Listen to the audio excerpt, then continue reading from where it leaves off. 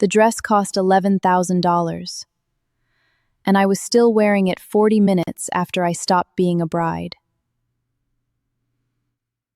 300 people had come to watch me get married. Before I reached the altar, I realized my fiancé was not looking at me. He was looking past me, toward my sister. Before I could say I do, Taemin held out his hand to Bianca. She crossed the aisle without hesitation. I did not cry. The dress cost $11,000, and I was still wearing it 40 minutes after I stopped being a bride. I want you to sit with that detail before I tell you the rest, because everything that happened after started right there in the too tight bodice, in the shoes that were already cutting into my heels, in the silence of 300 people who had come to watch me get married and instead got to watch something much more interesting. My name is Camille Whitfield, and this is the story of the day I lost a fiancé and gained an empire, and how long it took me to understand which one actually mattered. If you're new here, you should know something about me before we go any further. I don't cry in front of people. I never have.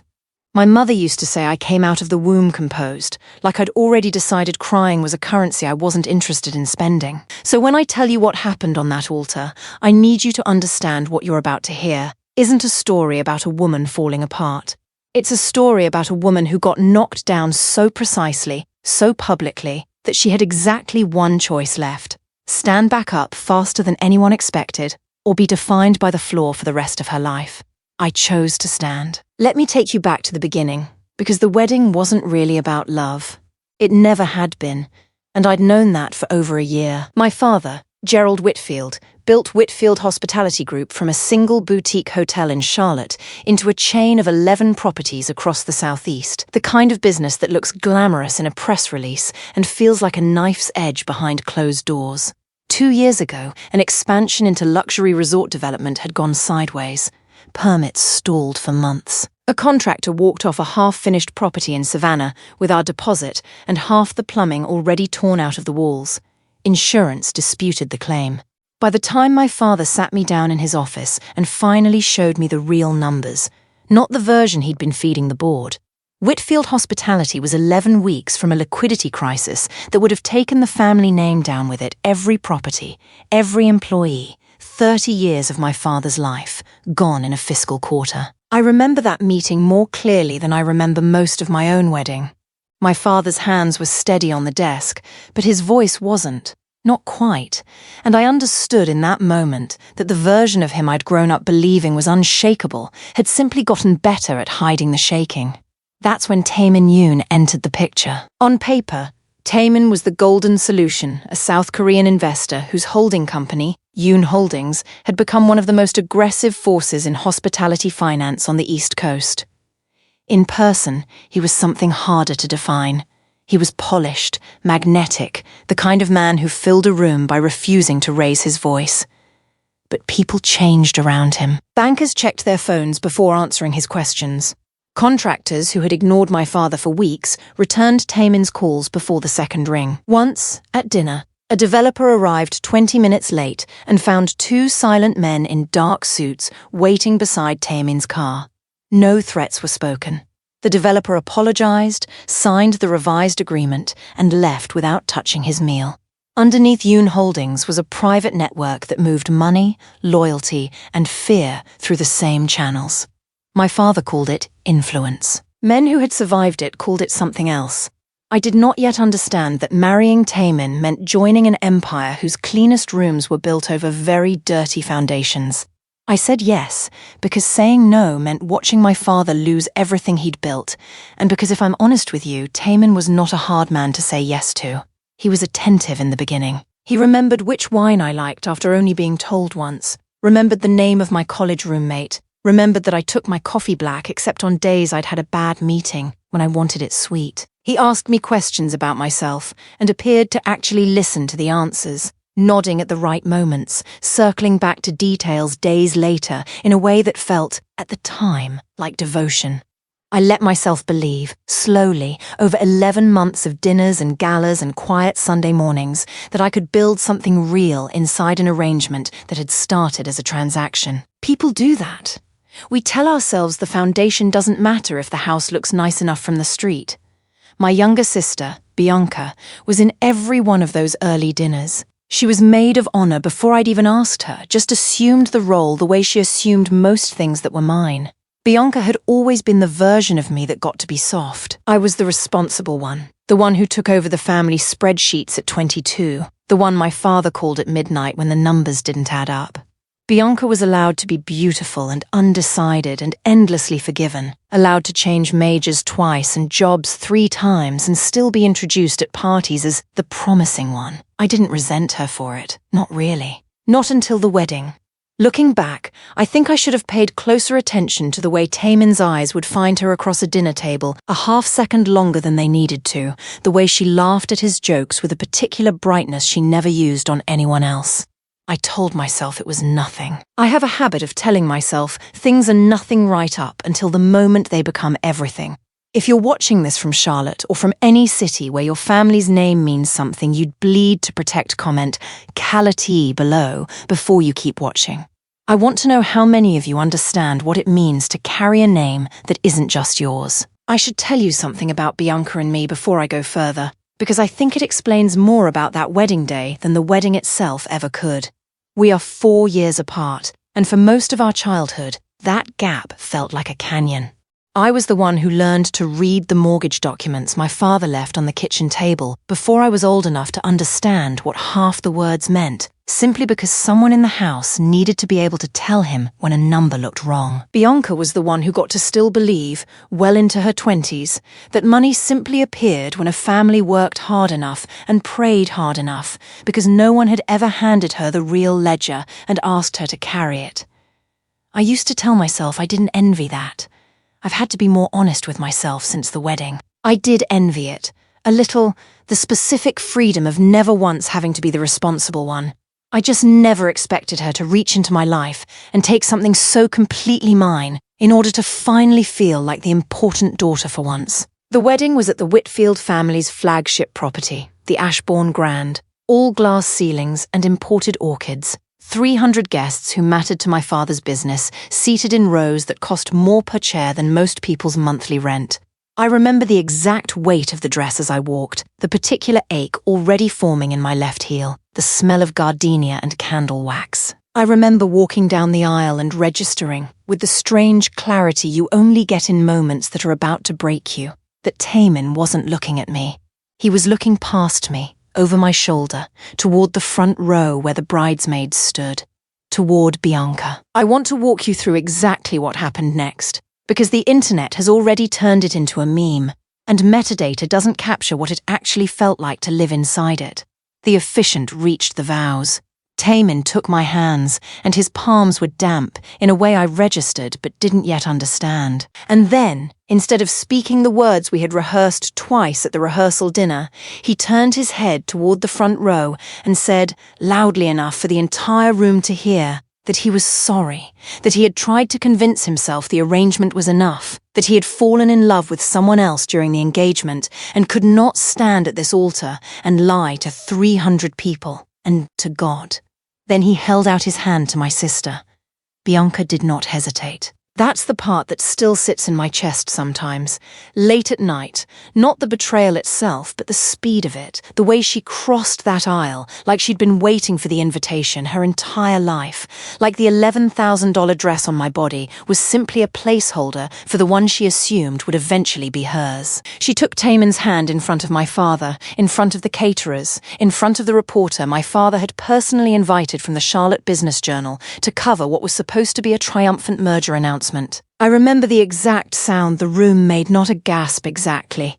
Something quieter and worse, 300 sharp intakes of breath overlapping into a single held note, followed by a silence so complete I could hear the string quartet's bows still resting against their instruments, waiting for a cue that was never going to come. 300 people watched my fiancé propose an alternate ending to my wedding, live, using my sister as the twist. I did not cry. I want to be very clear about that, because I know what this kind of moment usually asks of a woman in stories like this one. It asks her to collapse, to be carried out by her bridesmaids, to become an object of pity that the rest of the story exists to rescue.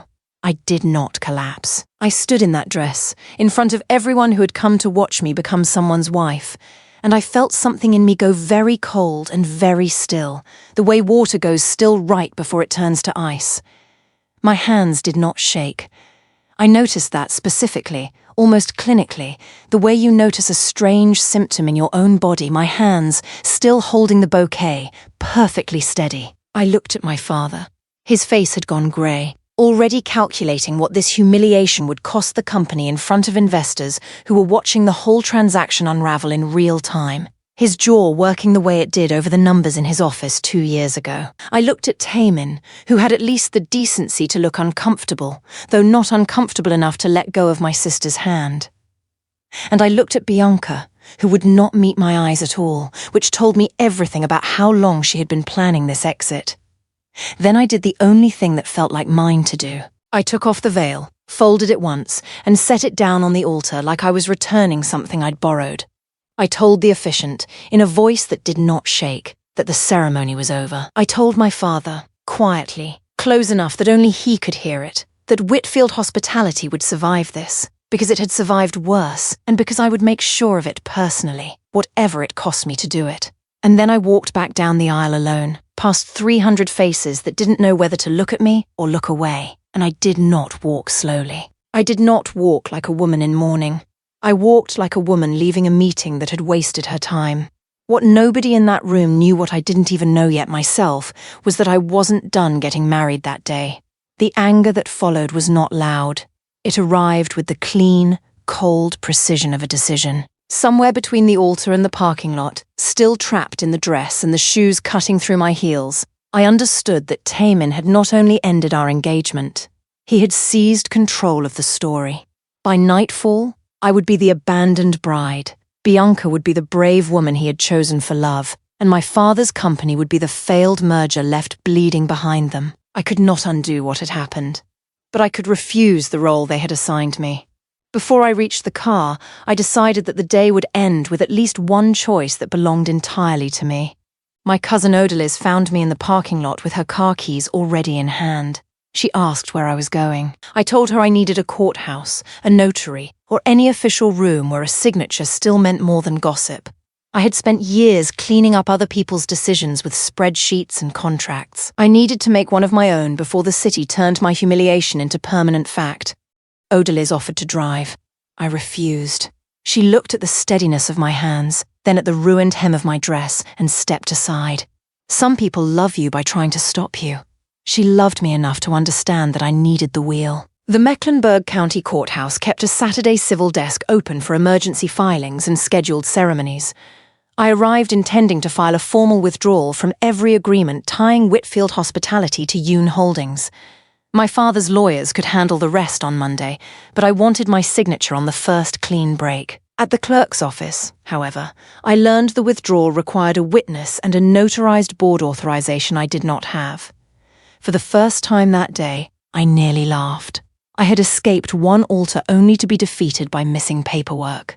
That was when I noticed the man sitting alone outside the adjoining marriage office, a cane resting against his knee, a leather folder on the bench beside him, and 2 attorneys standing far enough away to give him privacy while watching him as if an entire company depended on his next decision.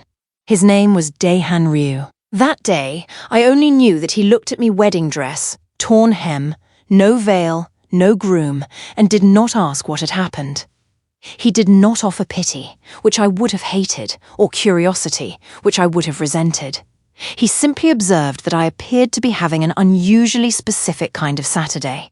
Then he glanced toward the marriage office and added that his own day had also departed from the plan. I sat beside him because my feet could not carry me another step in those shoes, and because his stillness made the bench feel like the only quiet place in the building.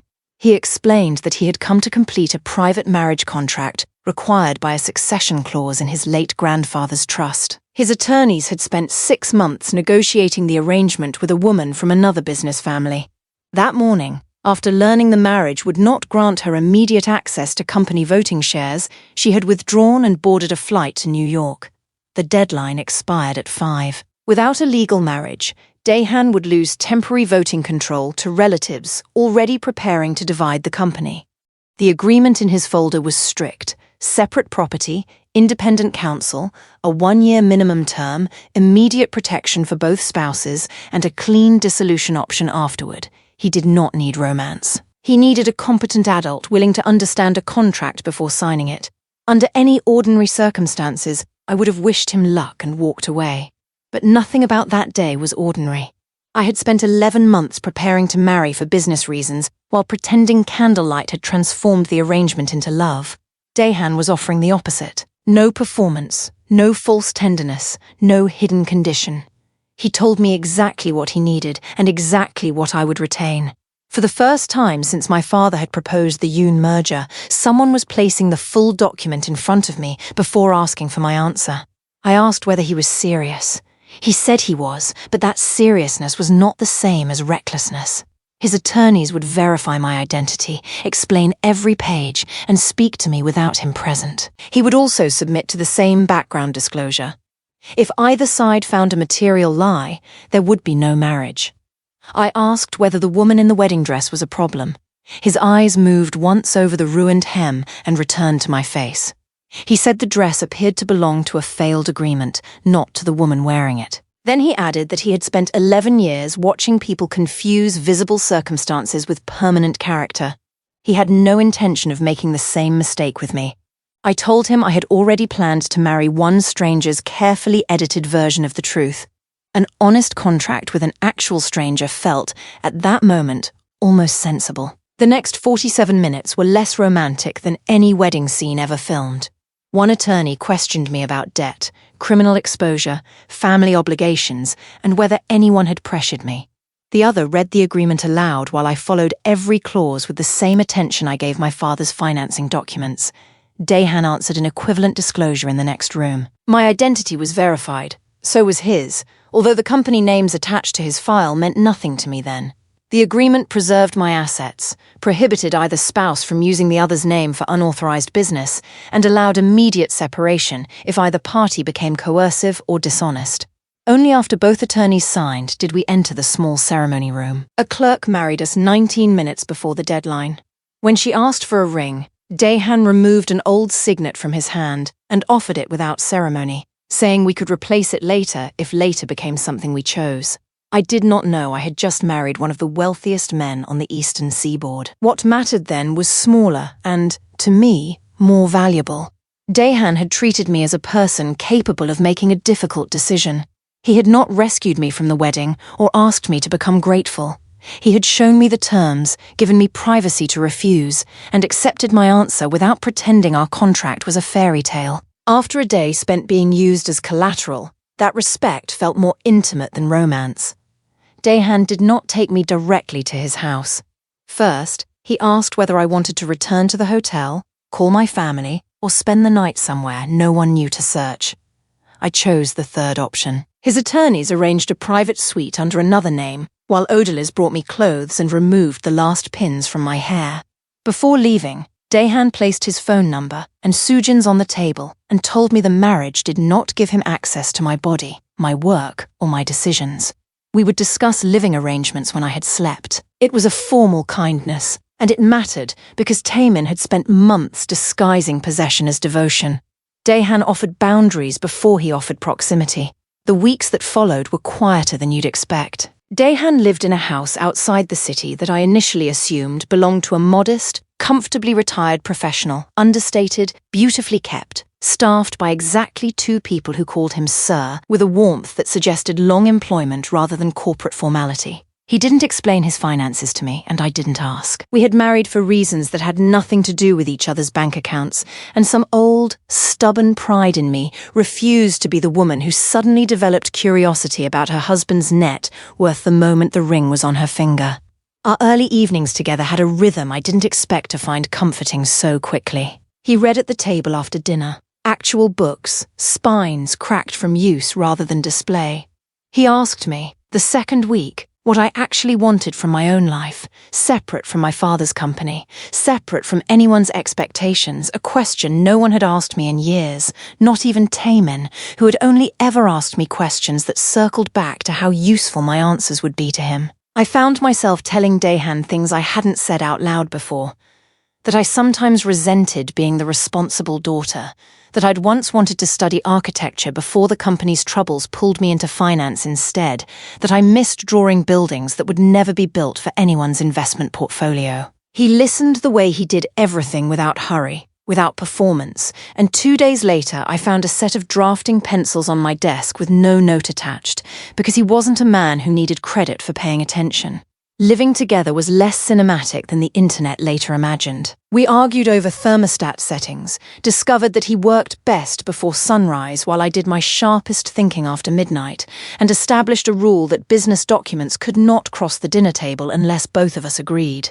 His leg hurt more in cold weather, though he rarely announced it. I learned to notice when he shifted his weight or shortened a meeting, and he learned not to mistake my silence for calm when I was actually calculating 6 disasters at once. Neither of us tried to perform marriage. That absence of performance made the house feel safer than any romantic promise Temin had ever made. The first signs that Daehan's life was larger than he admitted appeared quickly. They did not arrive as luxury cars or magazine profiles. They appeared in the behavior of other powerful people. A restaurant with a 6-week waiting list seated us within an hour, and the manager greeted him with such careful deference that his hands tightened against the podium. Sujin, his soft-spoken assistant, arrived twice a week with sealed folders she never left unattended. A logistics chief called the house personally to apologize for a shipping delay, speaking with the strain of a man who knew one disappointed answer could rearrange his entire quarter. Daehan never encouraged the anxiety. He simply listened, asked precise questions, and ended each conversation with a decision. The cane, I learned, came from a car accident on a mountain road outside Busan 11 years earlier.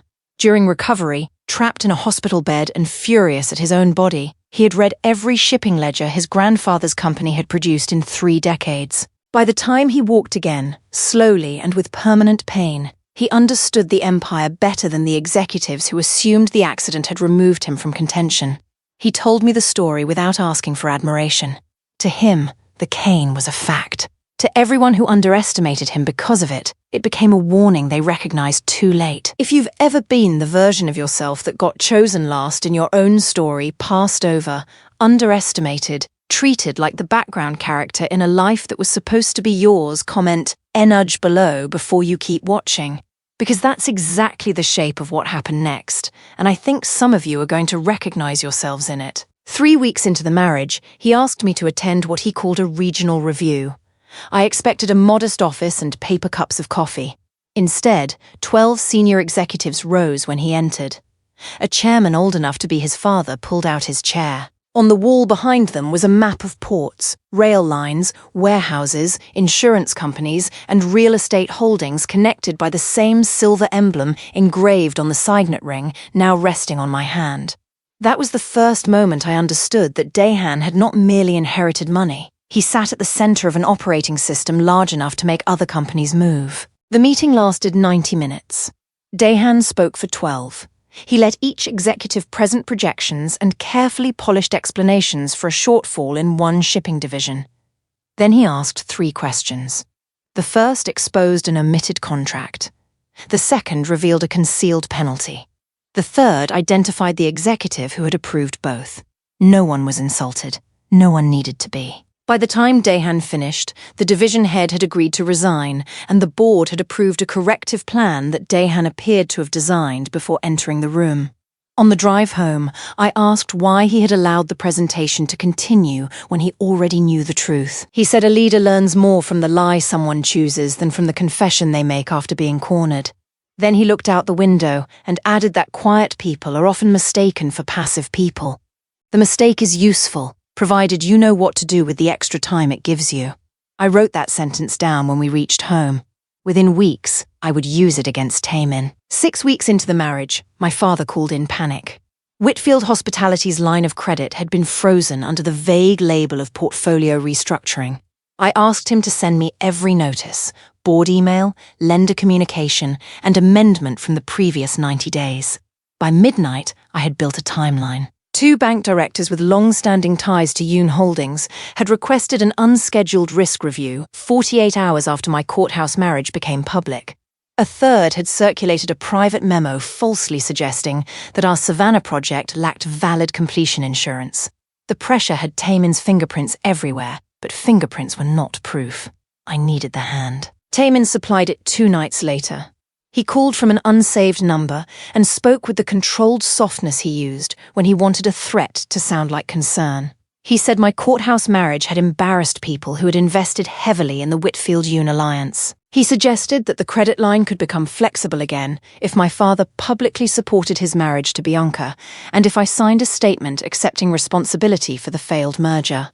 When I refused, the softness disappeared. He reminded me that banks were only the beginning. Permits could be reviewed, vendors could reconsider, inspectors could receive anonymous concerns. Then he said something that made the room around me go silent. He knew which Savannah subcontractor had walked away with our deposit because the man now worked through a company protected by Yoon Holdings. Daehan had not merely taken advantage of our crisis, he had helped create it. For the first time, I felt afraid of Daehan rather than merely angry with him. The difference was useful. Anger wanted me to call him back and expose what I knew. Fear made me secure the recording, copy every file, alert our attorneys, and move my father's communications onto protected accounts. I also called the Savannah site manager and instructed him to change access codes before sunrise. Daehan had expected the abandoned bride to react emotionally. Instead, he had handed the finance director a lead. By morning, I had converted that lead into a list of companies, names, dates, and account numbers. I recorded the final 4 minutes of the call. The recording alone was not enough. Daehan had phrased everything carefully, but the reference to the subcontractor gave me a path. I spent the next day tracing shell companies through state filings, insurance certificates, lien notices, and payment records. By evening, I found the connection. The vanished contractor had transferred equipment to a logistics subsidiary whose controlling lender was tied to Yoon Holdings. The same subsidiary had recently applied for port access through a Ryu-controlled terminal. I carried the documents to Daehan's study, not as a wife asking her husband to save her, but as a finance director presenting a case. He read every page. When he finished, he asked what outcome I wanted. I told him I wanted the credit line restored, the stolen deposit recovered, and the Whitfield company permanently insulated from Daehan's leverage. I did not want Daehan to buy the problem and call it protection. I wanted a lawful restructuring I could defend to my board, and I wanted Daehan to understand that the woman he had humiliated had found the weakness in his network herself. Daehan's expression changed by less than an inch, but I had learned enough to recognize approval. He said Ryu Group could provide leverage, legal investigators, and alternative capital. I would lead the restructuring and decide how each piece was used. For 11 days, we worked from opposite sides of the same table. I rebuilt Whitfield Hospitality's cash plan, renegotiated 2 vendor schedules, and prepared a proposal that converted the stalled Savannah property into a mixed-use resort model with stronger projected revenue. Daehan's investigators verified the shell company trail and recovered evidence that our original deposit had been routed through 3 accounts before landing inside a Yoon-protected subsidiary. Soojin arranged meetings with 2 independent lenders. I presented the numbers myself. By the end of the 11th day, the original bank restored our line rather than face a formal complaint supported by the recording and transaction trail. A competing investment group then offered better terms based on the restructuring plan I had written. Buried in the disclosure documents was the name Ryu Group Holdings. The most difficult meeting was with North Atlantic Capital, whose committee had already rejected Whitfield once. 7 executives sat across from me beneath a screen displaying every weakness in our balance sheet. Daehan attended but remained at the far end of the table, silent unless addressed. When the committee chair asked whether Ryu Group intended to guarantee the entire deal, I said no before Daehan could answer. I walked them through our revised occupancy assumptions, vendor settlements, insurance recovery, and the new convention partnership I had negotiated that morning. One analyst challenged the Savannah projections. I opened the underlying bookings and showed her where our conservative case still covered debt service. By the end, the questions were directed to me, not to my husband. Outside the building, Daehan said he had watched men spend years trying to command rooms I had taken in 40 minutes by knowing my numbers. I told him knowing the numbers was the minimum. He answered that knowing when not to use someone else's power was rarer. That evening, I placed the investment papers on Daehan's desk and asked for the whole truth. He gave it without delay. Ryu Group was the 70-year-old shipping and logistics conglomerate founded by his grandfather, now controlling interests across finance, ports, insurance, real estate, and infrastructure on 3 continents. Daehan had become chairman 4 years earlier. The company kept his image out of the press because anonymity allowed him to enter rooms before people prepared their performances. The regional review I had attended was not one office among many. It was the executive meeting of an empire whose annual revenue exceeded the value of every Whitfield property combined. I asked whether he had known who I was at the courthouse. He opened the attorney's verification report and slid it across the desk. The timestamp showed that my identity had been confirmed only after I agreed to the independent interview. The report listed my role at Whitfield Hospitality but contained no reference to Daehan, Bianca, or the wedding scandal, which had not yet reached public databases. Daehan said he had married me because the contract was clear, the deadline was real, and I had read every clause instead of asking what his name could buy me. He had not chosen a distressed hotel company. He had chosen the woman who corrected one of his attorney's calculations while still wearing a torn wedding dress. Then I asked why he had committed Ryu resources to my family's fight. His answer mattered because I needed to know whether I had exchanged one controlling husband for a kinder version of the same arrangement. He said he had spent 11 years watching people see the cane before they saw him. Investors slowed their speech around him. Competitors mistook restraint for weakness. Relatives discussed succession plans in his hospital room as though pain had made him deaf. At the courthouse, he had recognized the same violence in a different form. An entire room had decided what my humiliation meant before I was allowed to speak.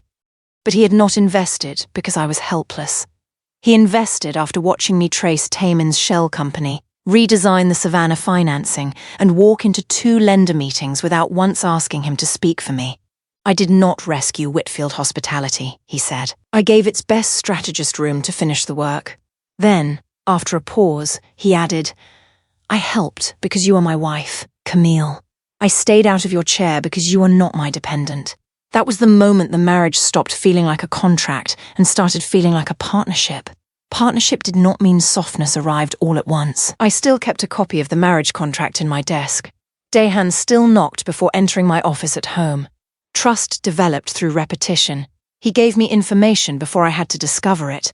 I told him when fear was influencing my decisions. He accepted disagreement without turning distance into punishment. The first time we argued seriously over whether to report the contractor immediately or preserve the investigation long enough to trace the full network, he did not withdraw affection or authority. He asked me to defend my position. I did. We chose my plan. That ordinary disagreement healed something in me that grand gestures could not. Daehan answered the bank's retreat with escalation. One of our suppliers received photographs of his daughter leaving school, accompanied by a message advising him to reconsider the Whitfield account. No demand was written, and no law had technically been broken, but the meaning was unmistakable.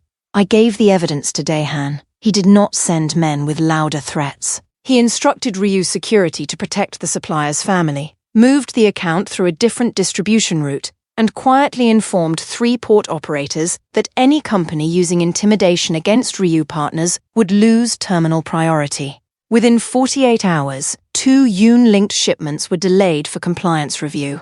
Daehan had wanted us to understand the reach of his network. Daehan answered by showing him where that network ended. Then Daehan chose a public stage.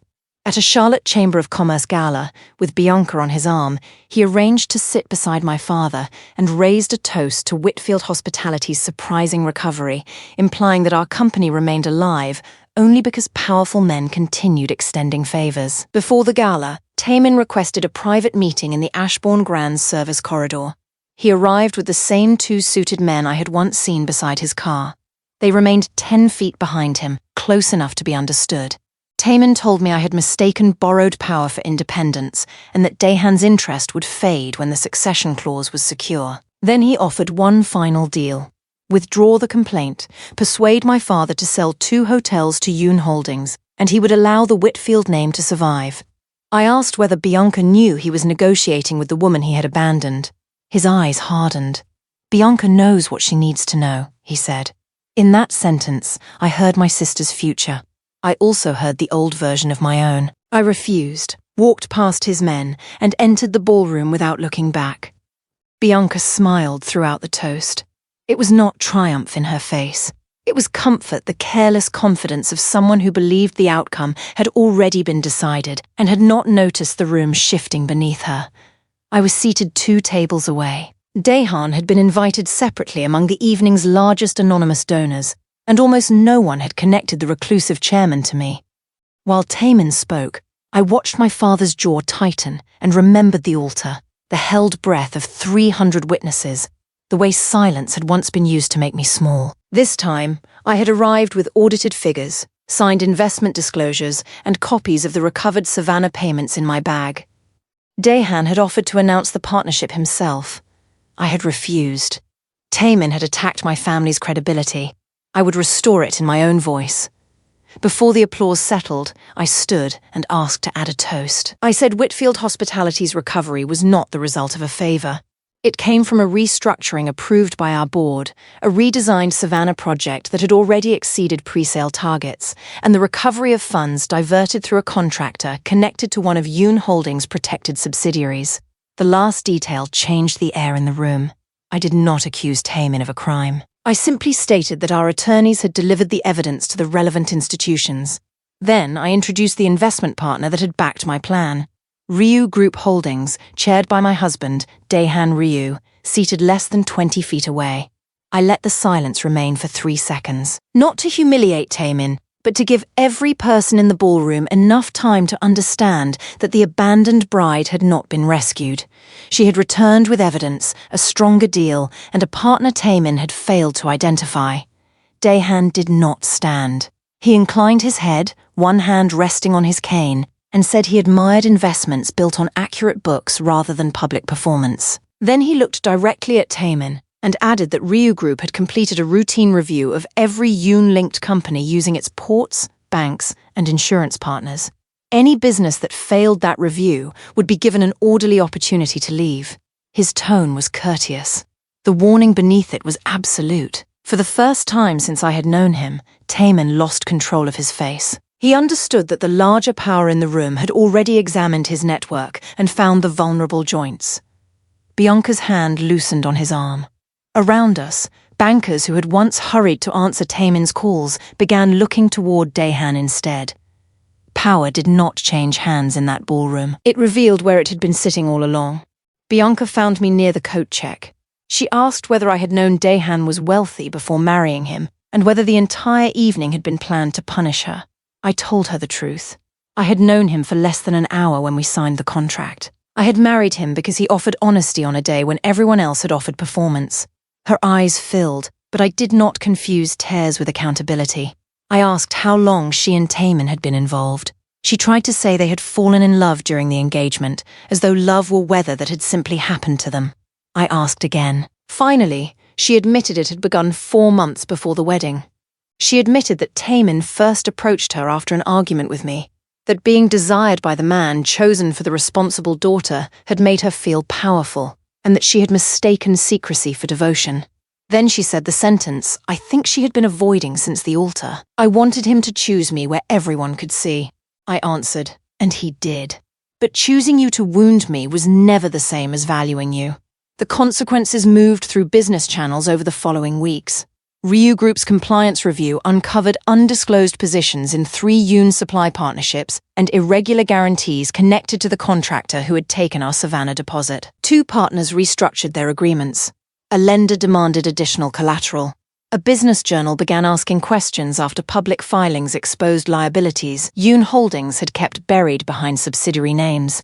Daehan did not destroy Taemin with one theatrical command. He removed the shadows Taemin had depended on and allowed creditors, partners, and regulators to see what remained. Bianca's reckoning arrived before Taemin's collapse was complete. 3 weeks after the gala, she came to my office alone, without designer sunglasses or a rehearsed message. Taemin had postponed their wedding indefinitely. He blamed her for provoking the scandal, as though he had not engineered the altar himself. She admitted that he had never discussed a life with her, except in relation to me, what I would lose, what my father would think, how the public would react. Once I stopped reacting, their relationship had nothing at its center. She apologized without using the words if or but. It was the first real apology she had given me in our lives.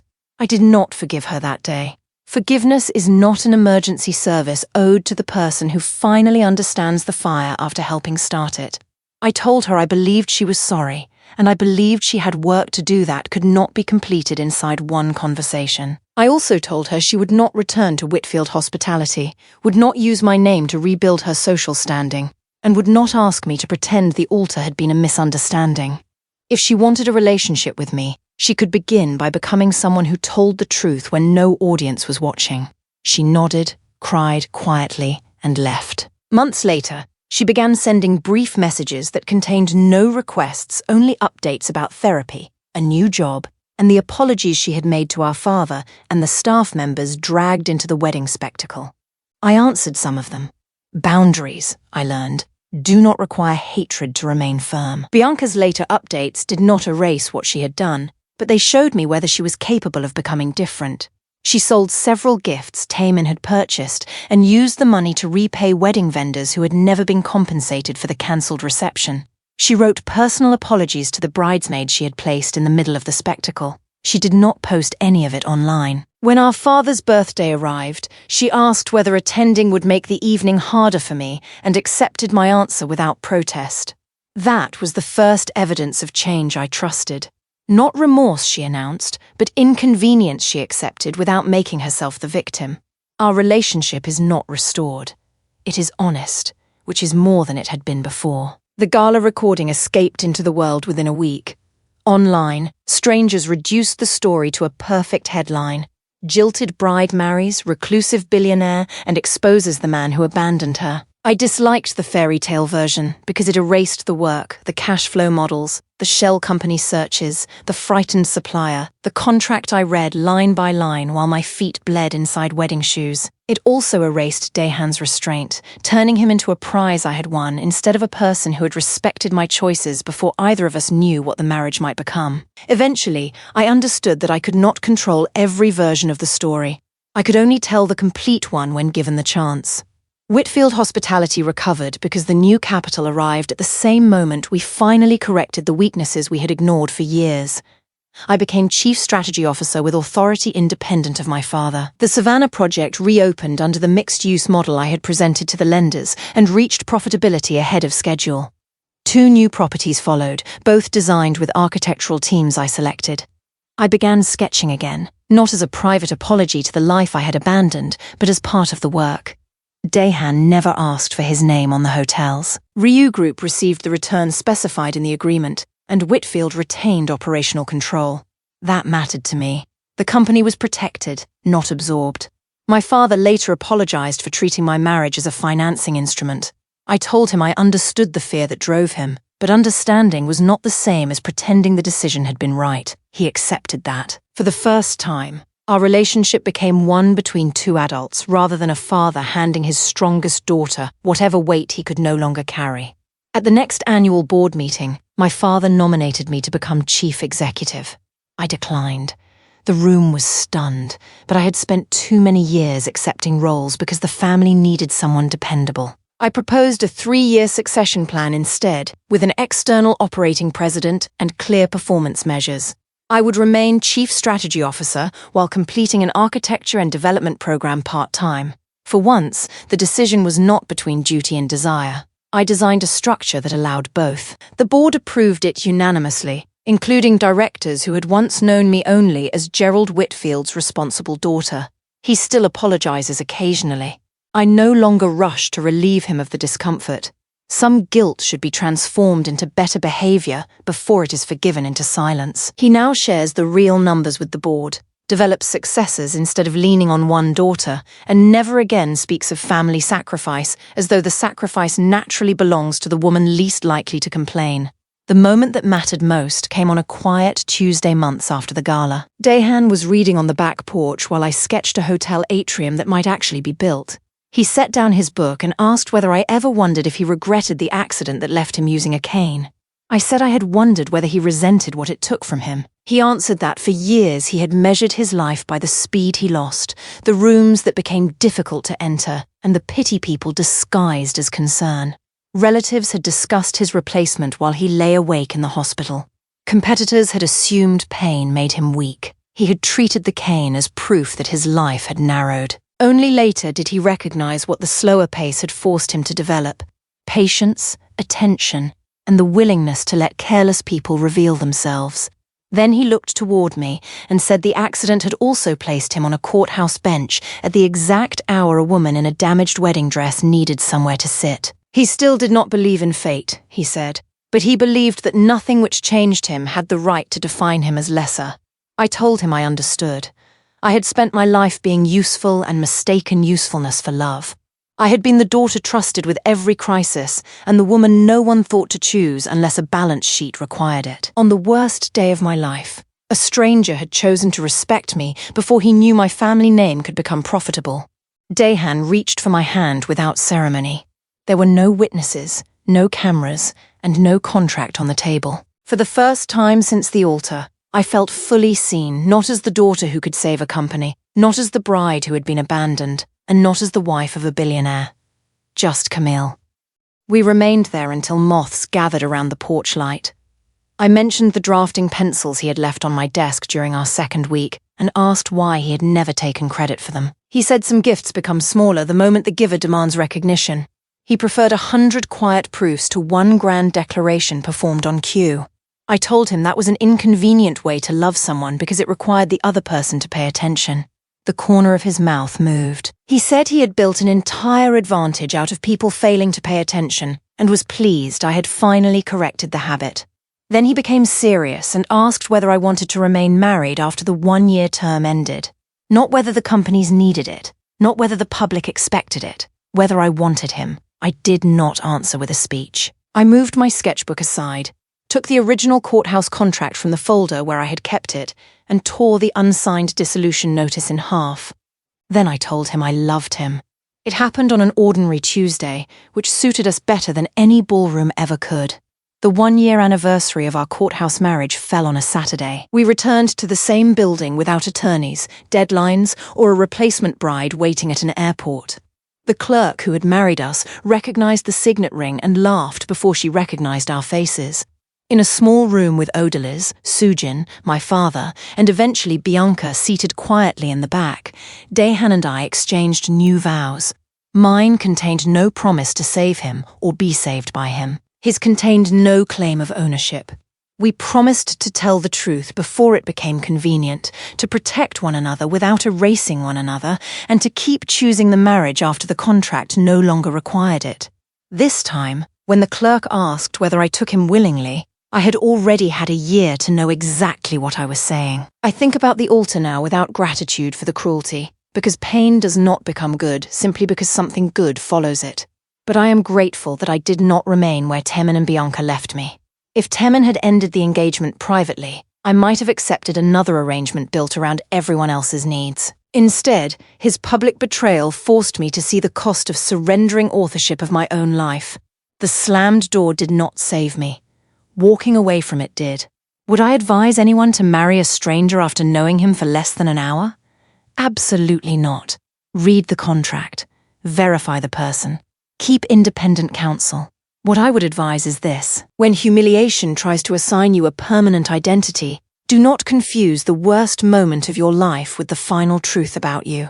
The Whitfield name did not fall at the altar. It became stronger because I stopped carrying it as an obligation and began shaping it as my own. Temin chose my sister before I could say I do. In the end, that choice did not take my future from me. It returned it. If you have ever rebuilt your life after someone publicly underestimated you, comment NRJ. Subscribe for more stories where betrayal creates the wound but never gets the final word.